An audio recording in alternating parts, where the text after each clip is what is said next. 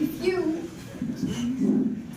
if you are failing to prepare, you are preparing to fail. I repeat with the words by Benjamin Franklin. If you are failing to prepare, you are preparing to fail.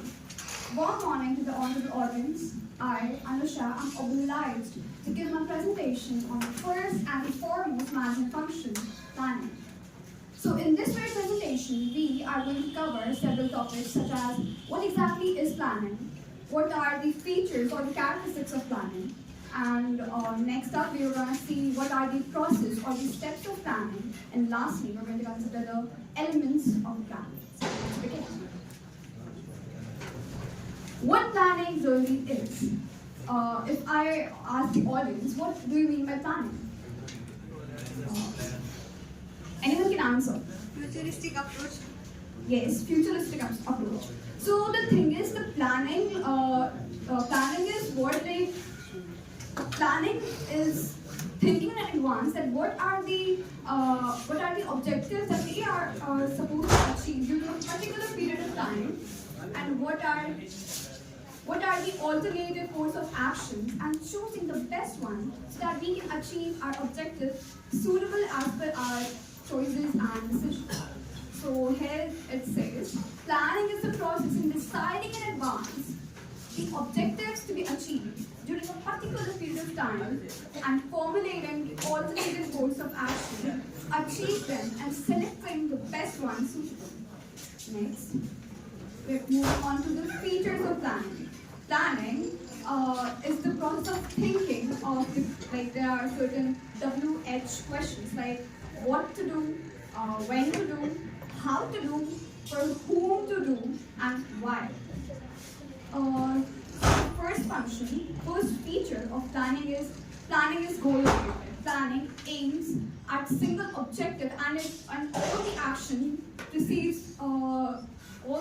which are preceded are just directed to single goal, single aim which the organization is aiming to achieve at the end of the plan. Next, it's the future oriented. As someone here said, it's based on predicting future, and it's forecasting and foreseeing of the environment and deciding what to do as in future basis. Next, it's an intellectual process. Planning is not mere guesswork, but it requires sound planning, sound judgment, and creative and innovative thinking. Next, it's the primary function. Planning is the first foremost function of management. It precedes all the other functions of management, like organizing, staffing, directing, and controlling. Next, it's pervasive.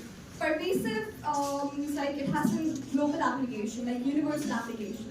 It is applied at all levels and all sources of management or any other field. It is a continuous process. When we make one plan, it's not like the end of the planning. We are required to make another plan to check upon that plan, and if the plan A fails, we need to constantly think about the plan B.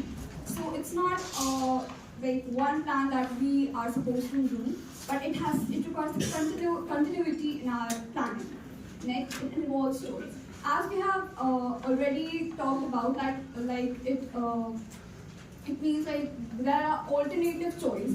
So according to us, we need to think about like what are the choices that are like beneficial for us, and what are the choices which may incur loss for us. So it's based on the choices, and there are times when there are certain choices which are good for us, but it might deteriorate our efficiency or effectiveness from the like if talking from a non-productive organization as an NGO. The main motto is the global social welfare, not the profit oriented. So the organization and its choices may vary from the organization which aims at profit making. So next, it aims at efficiency. As you can see, the next one is aims at efficiency. Any organization would want to utilize that much resource, time, and efforts so that there's an optimum utilization of all these three resources. And if the plan fails at doing so, that's not a sound plan. Next up to the process of planning. The process of planning, the first step is to set the objective. First of all, we need to identify that what are we going to achieve from this plan? Like what is the ultimate destination we want to reach from this plan?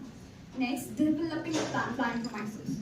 When we planning is supposed to be very data oriented, and the background check all we need to require to fulfill all the research works and etc. Next is identifying the alternative course of action.